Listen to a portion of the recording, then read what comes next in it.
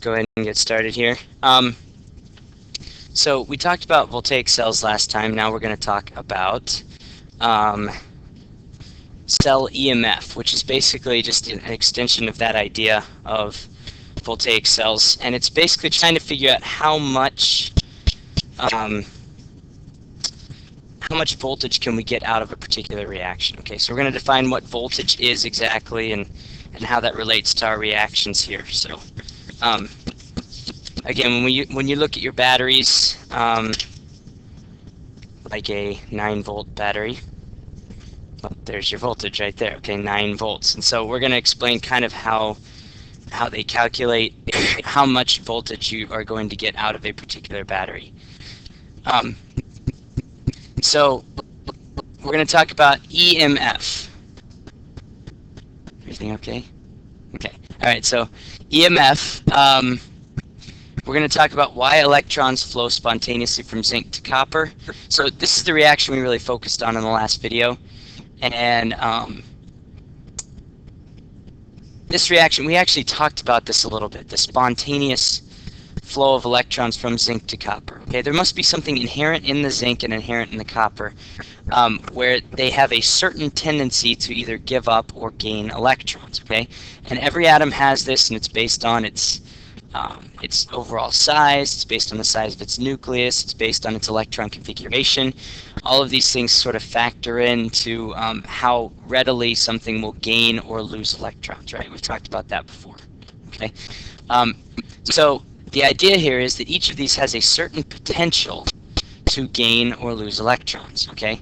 And the analogy here is a waterfall, okay? Water, or really anything that's dropping from a certain height. Okay, that's what we usually think of when we talk about potential energy. Is, you know, something's up high, it has the potential to fall down lower. Okay, like a waterfall. There's a difference in potential energy between the top and the bottom. All right, that's kind of what's going on with the zinc and the copper. There's a difference in the potential energies there. Okay, one of them wants electrons more than the other one. So you get them in close contact to one another, the electrons are going to spontaneously flow from one to the other because there's a potential energy difference, okay? And so that's kind of the idea of what's happening here. Oops. All right, so now we're going to talk about this potential energy difference. We're going to measure it in something called volts, okay? And we're going to do quite a bit of physics today. This is where physics and chemistry really overlap.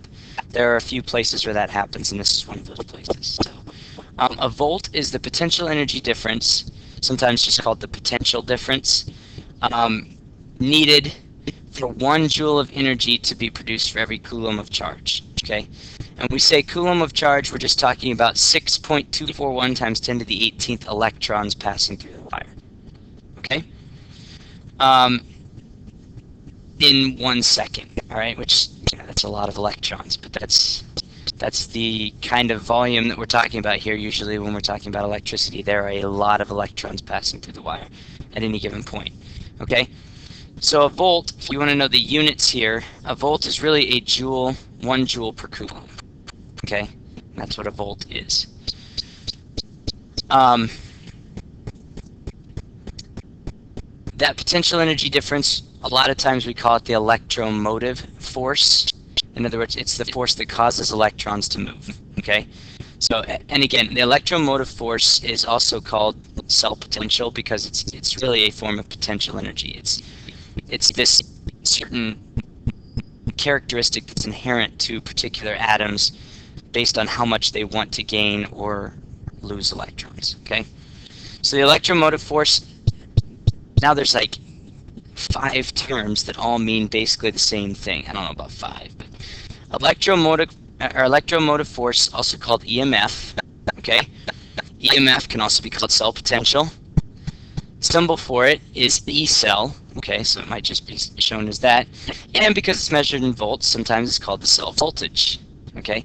All of those mean exactly the same thing. So the confusing thing about this is on the AP exam, they could refer to it as any one of those, and they basically mean the EMF, okay, or the E cell, or the cell voltage, or the cell potential, right, or the electromotive force. So, you know, one of those, they all mean the same thing, okay?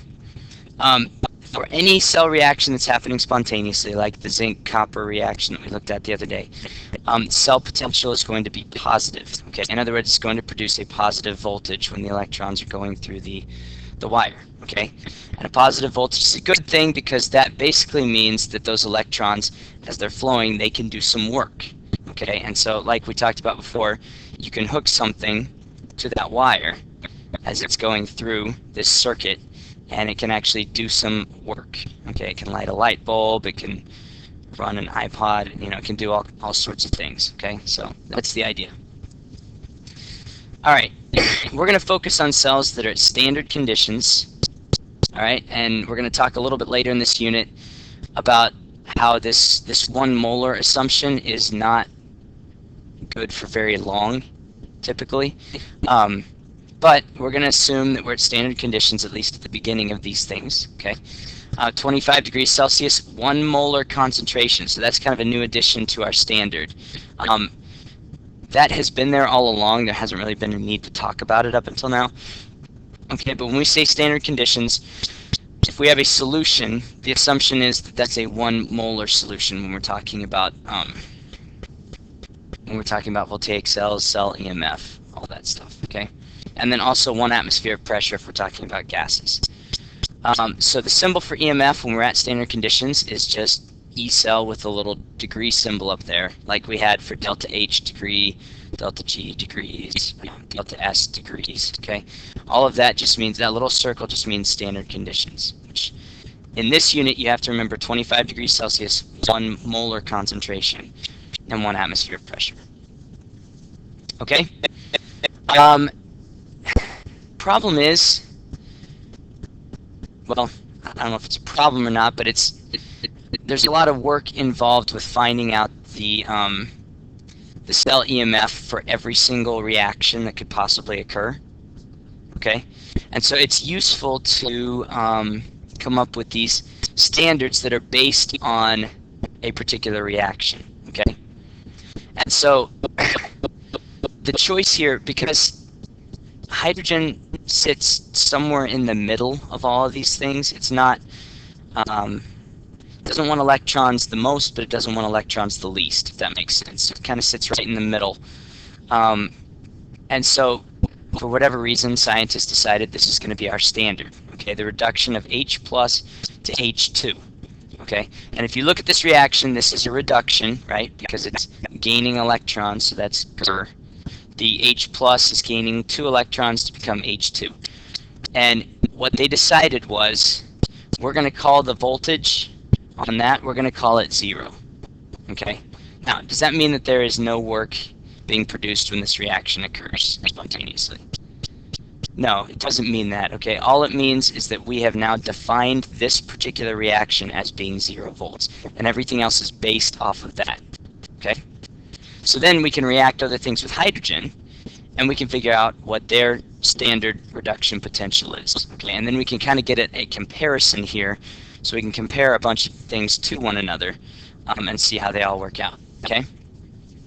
So, example here, if we want to find the standard reduction potential for zinc, then we can react it with hydrogen. Okay? So here's the setup. We've got zinc nitrate, but we don't really care about the nitrate. The nitrate's not doing anything. Okay? And then over here we've got nitric acid, HNO3. So you've got H plus ions floating around in this solution, and you've got Zn2 plus ions floating around in this solution. Okay? And then here you have a zinc anode, and then over here you have hydrogen gas. Okay? Or H2. So then you've got your typical salt bridge and everything like that. Okay? And what's going to happen here is the zinc is going to tend to get oxidized in this reaction. Now, you don't know before you hook this thing up whether it's going to get oxidized or reduced, or scientists didn't when they first started, tabulating all of these reactions. Okay? Now we kind of know that because we actually just talked about this reaction on Friday, I think. Zinc metal reacting with an acid is going to produce hydrogen gas, right? A lot of metals do that. We know that. So, but you'd have to do that experimentally the first time to figure that out. Okay? So what's happening here is the zinc is basically, it's being oxidized. Okay? It's giving away electrons So the zinc is becoming zinc 2 plus. Okay. And as it's giving away electrons, then those are going into this compartment with the hydrogen here. Okay. And it's got the two half reactions are written down here. Okay. Then the H plus is being reduced and it's becoming H2. Okay. So what that tells me, when I look at this now, it tells me that hydrogen basically pulls electrons a little bit stronger and a little bit harder than zinc does, right? Because when you put those two together, zinc gives its electrons to hydrogen. Does that make sense? Okay. So then if you're looking at, and I know some of you have this and some of you don't, but the first periodic table that I gave you for the year should have had a chart on the back that says standard reduction potentials in aqueous solution at 25 degrees Celsius. All right. So if you look kind of right in the middle of that chart, you should see 2H plus 2E, 2E minus yields H2, and the voltage is 0. Okay. And then if you have that in front of you, where is the zinc? It's below that, right? Okay, and what that tells us is this thing is kind of ordered in terms of what things want to gain electrons the most or can pull electrons the hardest. So look what's at the top of this thing. What's at the very top of this chart?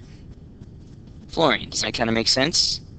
Okay, fluorine, we have learned already, it's the most electronegative on the periodic table. Okay, so on this chart, fluorine is the one that's going to have the strongest tendency to be reduced, in other words, to gain electrons. Okay, so what that's telling us is the hydrogen has a stronger tendency to be reduced, so it should have a higher reduction potential than the zinc. Okay, so now let's keep going through this and think about it. If you're going to find the reduction potential for the zinc, we are going to compare the standard reduction potentials of the zinc and the hydrogen. Okay, so in other words, E cell, and this is an important equation here. Do you guys have this written on your notes, or do you need to write this one down? This equation right here. Oh, you have to write part. Okay, yeah, I think actually what happened was I got lazy and didn't want to write all that. The E0 reduction minus E0 reduction. Okay, so when you're trying to find the overall voltage of the cell, then you take the reduction potential of the cathode minus the reduction potential of the anode. Okay? And we're talking about why does this make sense. Okay? So you don't necessarily have to write this, but let's just talk about it for a second. What happens at the cathode? Reduction, right? Okay. What happens at the anode? Oxidation, right? Remember, red cat, right? Cathode reduction, and ox, that's oxidation, okay? So reduction, what's happening with reduction? What's happening to the electrons? Right, whatever's being reduced is gaining electrons, and then over here, whatever's being oxidized is losing electrons, okay? So if we're talking about reduction potential, we're talking about the potential of something to be reduced. This number, the reduction potential of the cathode, is going to be bigger than the reduction potential of the anode. Does that make sense? Because the one that's going to have a higher value of reduction is going to be the one at the cathode. Okay, so if you order the equation this way, then you're subtracting the bigger, you're subtracting the smaller number, this one, from the bigger number. That's going to give you a positive cell voltage. Does that make sense? And for this thing to happen spontaneously, there has to be a positive cell voltage. Okay, so that's why we order the equation this way. I don't know that there's a good way to write that down in an explanation, but I did want to talk about it. Okay. All right, so we know that the E cell for this reaction is plus 0.76 volts. Let's see above diagram. Here's the diagram. Okay, so what we did here, we hooked this thing up and we put a voltmeter on it. Okay, instead of a light bulb or something else that we could use the electricity for, we're just measuring the voltage. Okay, and this thing is measuring plus 0.76 volts. That's the E cell. Okay, that's this number right here. Okay, now, what is the reduction potential for the cathode here? What is the cathode?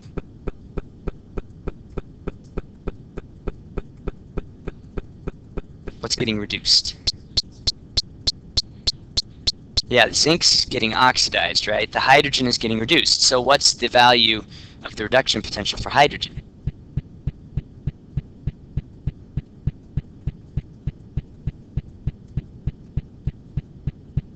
This is actually a really easy one, because it's the standard.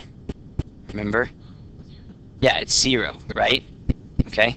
So this, we know this is, well, here, let me rewrite this down here. We know this is plus 0.76 volts, okay?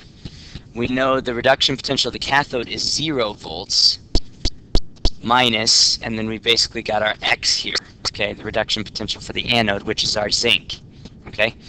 So what is the E? What is the reduction potential for the zinc?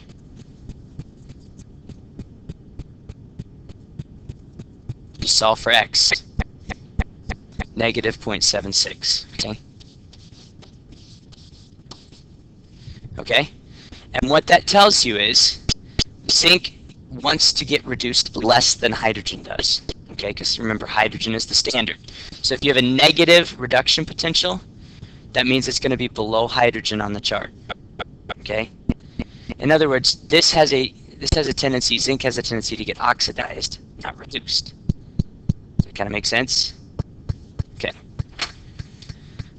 Alright, so this is how we find standard reduction potentials of all the elements and ions that are on this chart. We just react them with hydrogen and we see what they do. Okay? So we have setups just like the one that we showed for the zinc, okay? And that's how we get all of these numbers. Okay, so you can see some of the things on the chart that are that have a higher tendency to get reduced than the hydrogen, like fluorine, cobalt 3 plus going to cobalt 2 plus. There are some fairly specific reactions on here, right? So if you look at, it's interesting, cobalt 2 plus going to cobalt solid, that is actually lower than hydrogen, or H plus. But the cobalt 3 plus is higher. For cobalt 3 plus going to cobalt 2 plus. Okay, so there's specific reactions in here that have certain cell voltages. Okay, or reduction potentials. Alright, does that kind of make sense how that works? I know this is a little bit tricky. So again, any element or ion that's on the chart with a positive reduction potential would not lose electrons to H+. In other words, they would take electrons from H+, and they're not going to produce hydrogen gas if they're added to an acid. Okay, now let's think back to a lab that we did earlier in the year. You guys remember the lab that we did where we produced hydrogen gas and trapped it in that big long tube? What was the metal we used to react with the HCl? You remember what it was?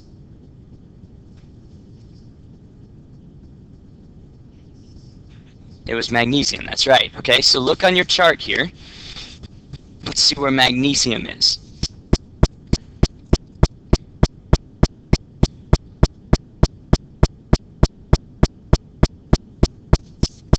You find it? It's towards the bottom, right? Okay, so because it's towards the bottom, it's going to tend to give its electrons away to the hydrogen, okay? Which is exactly what the zinc did in our last example, okay? If it's giving its electrons away to the hydrogen, that means it's going to make hydrogen gas, okay? Now, what did we build the cage out of that we kept the magnesium in? It was copper, right? Okay, let's see where copper is. You guys see where copper is on the chart? It's above hydrogen. Interesting. So that means it doesn't react with H+ to form hydrogen gas, which is probably why we use that as a cage. Tell me something else we could have used as a cage.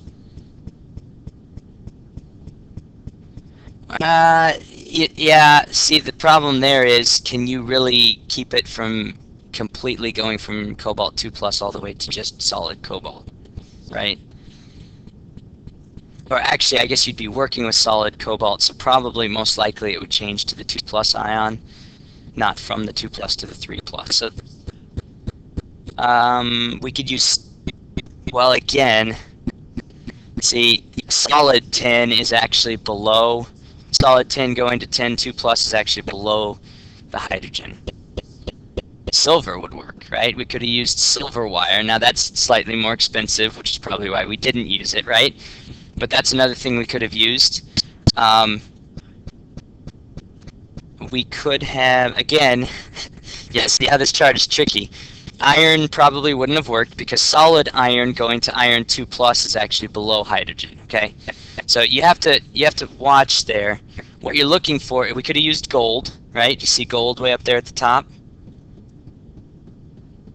Could have used silver. We could have used mercury, but the problem with that is that's a liquid, right? So probably wouldn't have worked very well. So we're kind of limited in our choices, really. I mean, you can see why we used copper for that particular lab, okay? Because it's the cheapest solid that we could have used there, okay? All right. Any element with a negative reduction potential is going to lose electrons to H+, so it would not produce hydrogen gas if it's added to an acid, like copper, okay? All right. Standard reduction potentials are intensive properties, okay? That means they don't depend on the amount present, okay? In other words, you can have a little copper or a lot of copper. It's not going to react with HCl either way, okay? Because that reduction potential, that's an intensive property. It doesn't depend on the amount that we have. Because they're measured in potential energy over electric charge, okay? Because it's joules per coulomb, all right? Because it's that ratio. It's kind of like density, right? You guys remember density? You guys remember density? I hope you remember density. Mass divided by volume, right? Because that's a ratio, then density is an intensive property. You know, if you have a little bit of copper or a lot of copper, it has the same density either way, okay? So that's kind of the idea here, because it's joules per coulomb. So, this is tricky, all right? And this is going to throw you guys off for a little while, probably. But the reduction potential for the reduction of 2 moles of a substance is the same as the reduction potential for 1 mole, okay? So when you are looking at a balanced chemical equation with coefficients, when you're figuring out the reduction potential over the E of the cell, I need you to ignore coefficients. Okay? Yeah. So the problem is, don't get too used to this because this is kind of the one place you can do that, all right? But you can ignore the coefficients in the balanced chemical equation because it doesn't matter how much of this we are reacting necessarily, or how many moles there are in the balanced chemical equation, I guess I should say. Now, the concentrations of these things, that does make a difference. We'll get to that later, okay? But when you're looking at the balanced chemical equation, trying to find the reduction potential for the overall cell, just ignore those coefficients, okay? The reduction for 1 mole of zinc is negative 0.76. The reduction for 2 moles of zinc is negative 0.76, okay? All right, so for the zinc copper voltaic cell we discussed yesterday, here's our reaction, right? Okay, and when we do that reaction, let's say that we have a voltmeter connected to it. It's going to measure the voltage of the entire cell being 1.10 volts.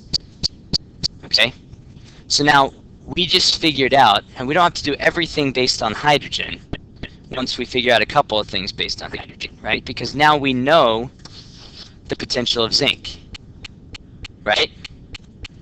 So the standard reduction potential for the zinc 2 plus is negative 0.76 volts. So now we want to calculate the reduction potential for the reduction of copper 2 plus to copper. Okay?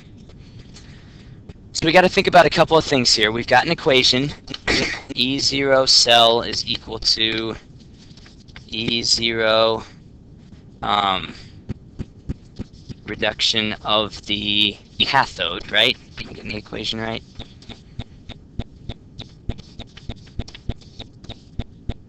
Oops. Reduction. I mess this equation up a lot because there's a lot of things to remember on it. I'm pretty sure this equation is on your equation sheet, though. I'm pretty sure I'm almost positive. So you don't have to really remember this. You just need to know how to use it, okay? All right, so now let's figure out, in this reaction right here, the zinc to copper reaction, we need to figure out what is the anode, what's the cathode, okay? Then we'll be able to plug it in here.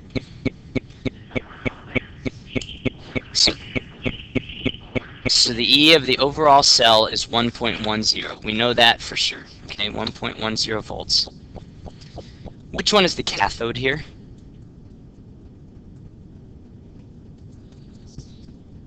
Okay, are we in agreement there? Because the cathode is the one that's being reduced, and the copper is going from a 2+ to a solid, so it's being reduced, okay? So that's the one we're actually trying to find. If you feel more comfortable, you could just put an X there, and that's basically what it is. It's just we're solving for X. Minus the reduction potential of the anode, and we decided the anode, the one getting oxidized, is the zinc, right? This is another place where you got to watch your signs, okay? Because this is already negative. Sorry. This is already negative, okay? So that's minus a negative, that's going to turn to a positive, okay? And so then ultimately what we're going to end up doing is subtracting 0.76 from both sides in order to solve for this. Does that make sense? So the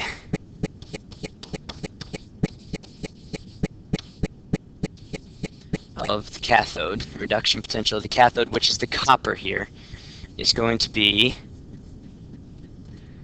I should be able to do this in my head. Is it 0.34?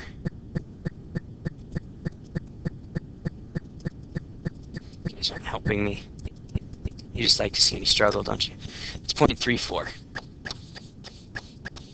And that's a positive. You can put a plus there, you don't really have to, okay? Because obviously if it doesn't have a negative, we're going to assume it's positive. So the reduction potential for copper is 0.34 volts, and we figured that out by comparing it to the zinc, which now we knew the reduction potential for because we had compared it to hydrogen, which we defined as having a reduction potential of 0. Does that make sense? So we're just comparing all these things to one another, and that's how we built this chart. Now if you look at the value of copper going to copper 2+ on the chart, it is 0.34 volts, okay?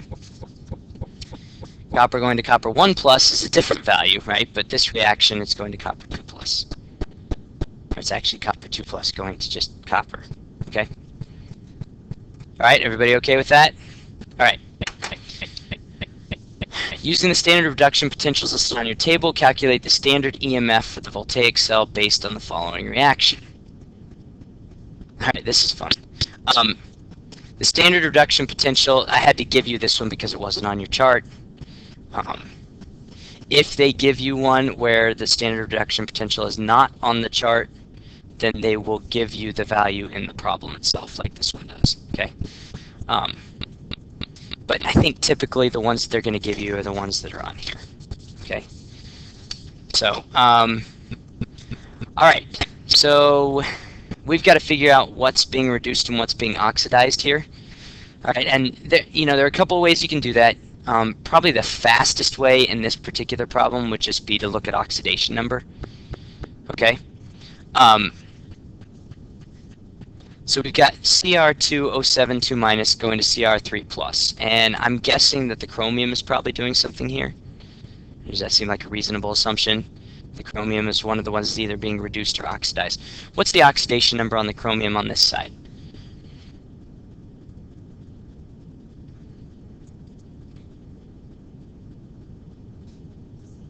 6+, right?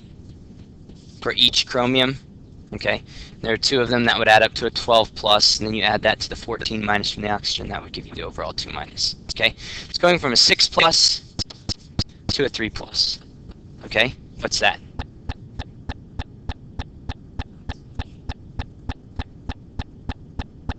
Six plus to a 3+. It's easy to get those. It's really easy to get it confused. Okay, but you're gaining electrons there in order to reduce the charge. Okay, so that's reduction. All right. So this is our reduction reaction, which is going to happen where? At the anode or the cathode? at the cathode, red cat, okay? See how many steps there are here? It gets a little confusing, okay? But this is the one that's at the cathode, okay? So what we're trying to do here is we're trying to figure out so now we're saying, let's not even hook this thing up to a voltmeter. Let's just talk theoretically and talk about what our voltage should be if we hooked this cell up, okay? And assuming that we know enough of the standard reduction potentials based on the chart that has been given to us, we should be able to figure that out without actually having to perform the experiment, which is kind of handy, okay? Because then you can figure out what kinds of things you want to hook together to give you the maximum possible voltage, which will be a question that we have in just a minute, okay? All right, so the E cell is the, again, I'm just going to write this a few times so that you guys get used to it. Cathode minus the E reduction of the anode. Okay, so the reduction potential of the cathode here, we decided, is plus 1.33 volts, right? Because the chromium is the one that's getting reduced. Minus the reduction potential of the anode. Okay, now we got to figure out which one is being oxidized here. You guys see which one is being oxidized? What is it? It's the iodine, right? Okay, the iodine is going from a 1 minus here to a 0, okay, because it's going to be in its standard state on the other side. So that one's getting oxidized, okay? Now again, this Cr207 going to 2Cr3+, I don't need to multiply the cell voltage by a 2 or anything like that because of the coefficient 2. There's a 6 in front of this I minus and there's a 3 in front of the I2. Doesn't matter when you're trying to calculate the cell potential, okay? You don't worry about the coefficients in the equation. You just look at what's on your chart here, okay? What is the reduction potential for I minus going to I2? Now, this is going to be written backwards because what's actually happening here is an oxidation, right? And on your chart, it's going to be written in terms of a reduction, okay? So do you guys see it on there? It's 0.53, right? When I2 goes to I minus, that's the reduction potential for that anode, okay? I just forgot the number you just said, it's 0.53. Okay? So we subtract those from one another. Now again, if this reaction is actually going to occur, okay, if we're actually going to get some overall voltage out of this, if it's spontaneous, then our E cell should be positive, right? And it's going to be positive here, so that's a good thing. That means we probably did it right. 1.33 minus 0.53 gives us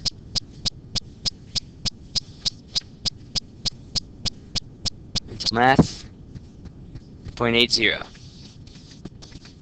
Okay, and that's positive. All right. So theoretically, that's the voltage we should be able to get out of this reaction. Okay, which means it would be useful to hook this voltaic cell up.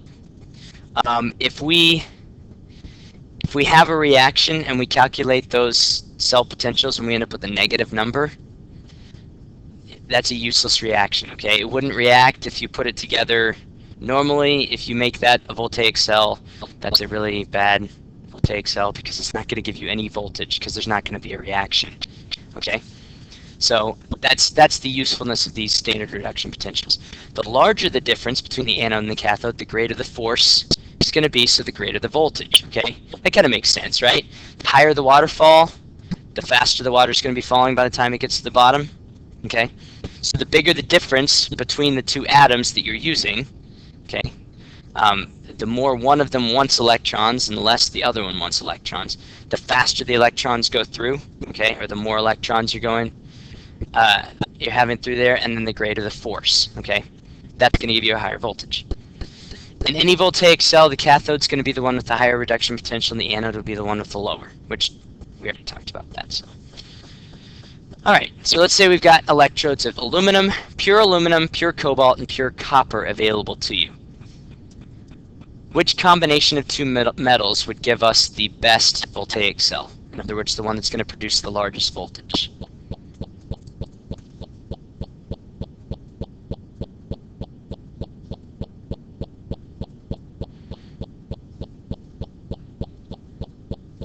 copper and cobalt. Okay, so you have to look on your chart here, okay? And what we want is the largest difference between the two, okay? All right, so let's just put these in order first. That might be helpful, okay? Which one has the highest reduction potential? Has the highest reduction potential? Okay, again, this is where you have to be careful. This is pure aluminum, cobalt, and copper. So I'm assuming that we're talking about solids here, right?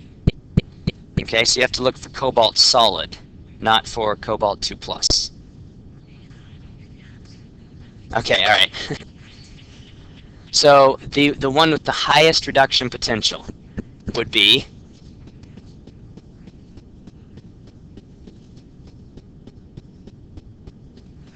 it just takes a while to figure out how to read this thing. Say it again. Copper, right? Okay, so copper has the highest reduction potential. And then, what's the next highest?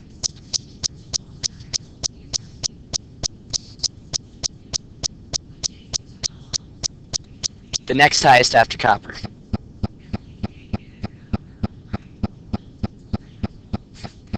Cobalt. And then the next highest, well, there's only one left, right? Aluminum. Do you guys see that it goes in that order on your chart? Okay, I need you to be able to read these because this is going to help you with these problems, all right? So, now that we know that, it should be fairly obvious which two we want to pick here. We want to pick the two that are furthest apart from one another, right? So don't pick the cobalt because it's in the middle. So a copper aluminum cell would produce the largest voltage, okay? And explain how you know that's just because they have the largest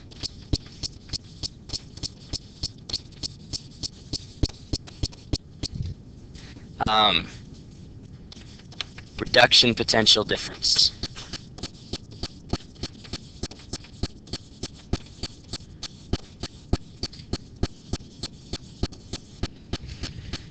Okay? Okay. Another sample problem here. Just trying to do a bunch of sample problems. Voltaic cell is based on the following two standard half reactions. So here's our half reactions. Using the data on your reduction table, we want to determine A, the half reactions that occur at the cathode and the anode, B, the standard cell potential, and C, the equation for the overall cell reaction. Okay, this one's not too bad, actually. We just have to sort of combine all of this. Now, what do you notice about the way these half reactions are both written?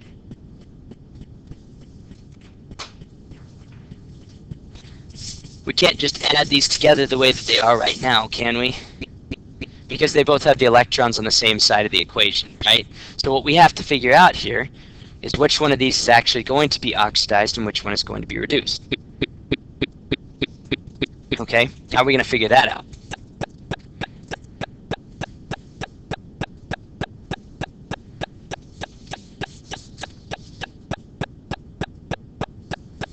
We're going to look at our chart, right? Okay. So that's really the only way that you can figure this out. Unless you know more about the electron configurations and the potentials of each of those atoms than I do. Okay? So we've got cadmium and we've got tin. So we need to find where both of those are on our sheet here. And remember, this is solid cadmium and solid tin. Okay.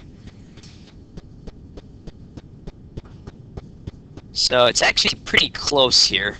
But which one of those has the highest reduction potential? Tin is a little bit higher, right? Now they're both negative, okay? But all that matters is how they compare to one another, right? So the tin has a reduction potential of negative 0.14, and the cadmium has a reduction potential of negative 0.40, okay? So let's think about what that's telling us. That's telling us that the tin wants to be reduced, in other words, wants to gain electrons more than the cadmium does, okay? So what is that telling us is going to happen here in the course of this reaction?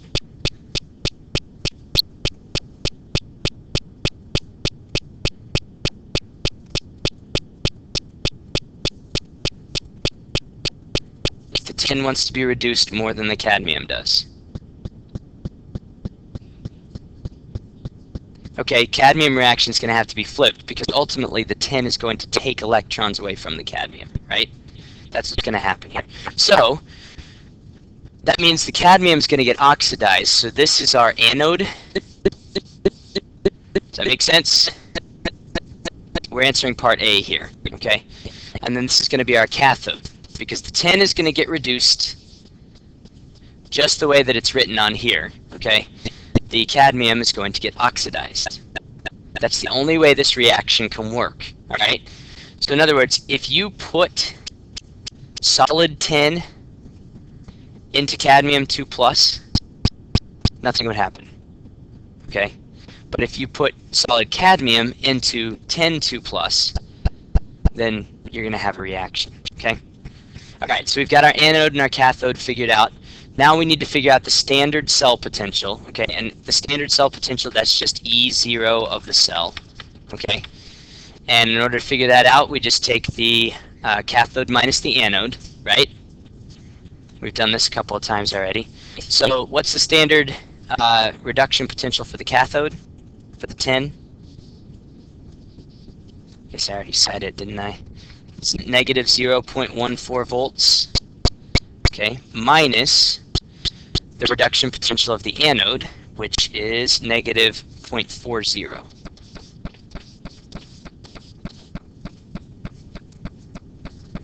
All right, so when we do this, we should end up with a difference of 0.26, positive 0.26. Okay, and again, it's a good way to check to make sure we've actually done this right. If we did it right, we should end up with a positive voltage, okay? If we end up with the negative voltage, then we did this reaction backwards, okay? And it's not going to do anything for us. All right, so that's part B. We just answered part B, the standard cell potential. Part C, the equation for the overall cell reaction, okay? So, as you said earlier, we basically need to flip the anode reaction, okay? Because the anode is where oxidation occurs. So this thing, we need to write it in the opposite direction. So we're going to have CD solid changing into CD2+ plus 2 electrons, okay? And then we can add that to the bottom equation, and then we should end up with our overall equation here. So CD solid plus SN2+, and the electrons are going to cancel out, so we can just leave those out.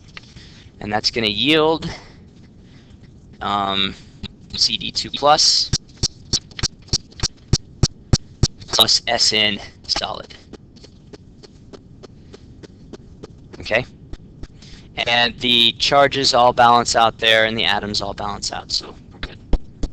Now notice, like I said, this reaction would not happen spontaneously in the reverse direction. Okay, this reaction only works if we have solid cadmium and we add that to a solution that has 10 ions in it. Okay? If we had solid tin, and we tried to put that into a solution that had cadmium ions in it, nothing would happen. Okay? And that wouldn't make a good battery. It wouldn't make a battery at all. There would be no voltage there. Okay. Almost done here, I think. Oxidizing and reducing agents. We can use the standard reduction potentials for voltaic cells and use them to figure out which species gets oxidized and which species gets reduced in a redox. The more positive the reduction potential value, the greater the tendency for the half reactant to be reduced and to be an oxidizing agent. Okay? So, in other words, the ones that are higher up on this chart, those are the ones that are going to have the tendency to be reduced, so those are your best oxidizing agents. Does that make sense? Because it works in the opposite, okay? So, F2, strongest oxidizing agent on our list, because it's at the very top of the chart, okay? What does that tell us about lithium?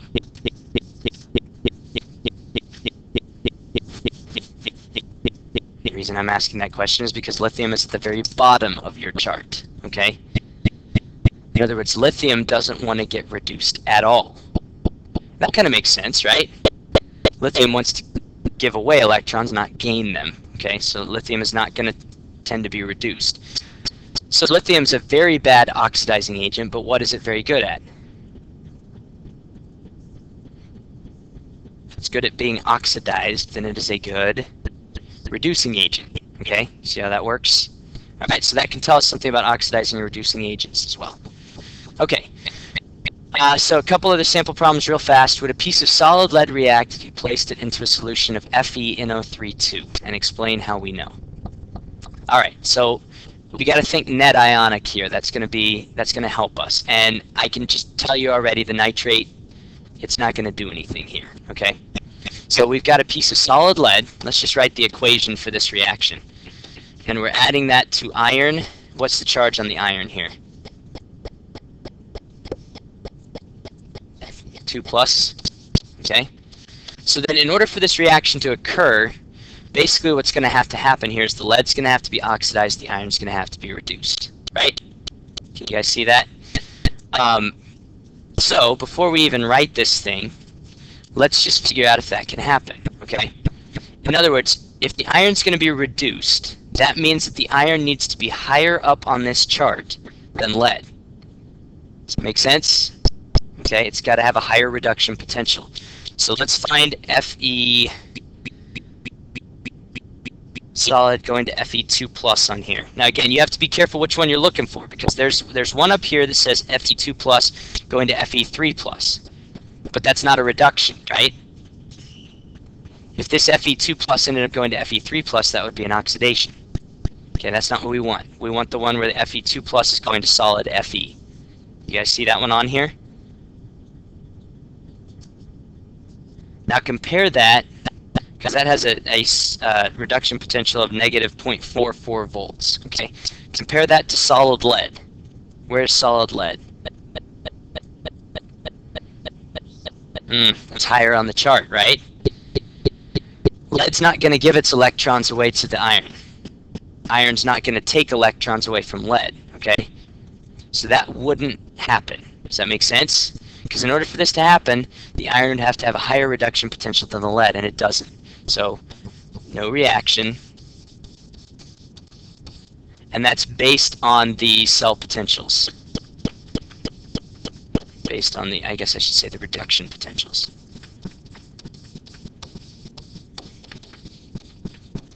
Now, the question doesn't ask this, but what about this?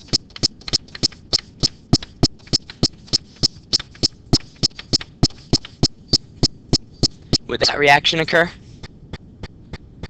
Let's say that instead of putting solid lead into a solution with iron ions, I put solid iron into a solution with lead ions. Yeah, that would happen, okay? Because now the lead is the one that's going to get reduced. The iron gets oxidized, and that makes sense because the lead has a higher reduction potential than the iron, okay? Alright, using your reduction potential chart, rank the following ions in order of increasing strength as oxidizing agents. Is this the last one? Oh, there's one after that, okay. Alright, we may not have time for the last one. Let's talk about this one real quick. Okay, so oxidizing agents, if they're oxidizing agents, that means that they are, they have a high reduction potential, right? So if we're going in order of increasing strength, what we want to do is we want to start at the bottom of the chart, kind of work our way up, okay? Because the ones that are lowest on the chart will be the worst oxidizing agents. As we get higher up the chart, they get better, okay? So, I had to give you one of these, the NO3, because that one's not on your reduction potential chart, okay? So that one's plus 0.96, okay? But we can look at the rest of these on here. Well, actually, I didn't give you, they don't have the CR2072 minus on here either, but I gave that one to you already in your notes. And you guys are going to have to look back for that one because I don't remember what it is exactly. So the NO3, that's going to be 0.96 volts, okay? What about the Ag+?